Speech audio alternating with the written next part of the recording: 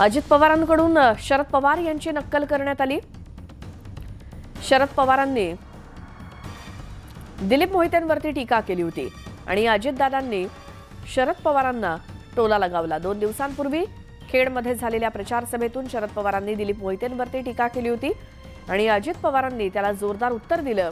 पवारांच्या 2019 मधील भाषणाची आठवण करून देत अजित पवारांनी शरद पवारांची नक्कल केली। पवारांनी तेव्हा मोहिते पाटलांचं कौतुक करत निवडून देण्याचं आवाहन केलं होतं। यावरून अजित पवारांनी टोलेबाजी केली।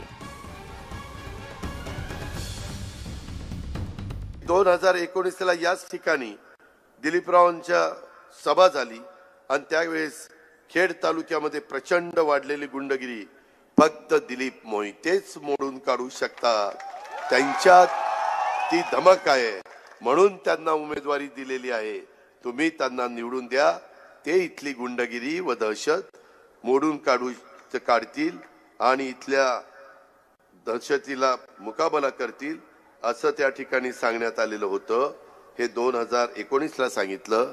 मी आज आपल्याला सांगतो, आता पुन्हा 5 वर्षाकरता निवडून द्या। दिलीपराव दहशत गुंडगिरी मोडून काढतील।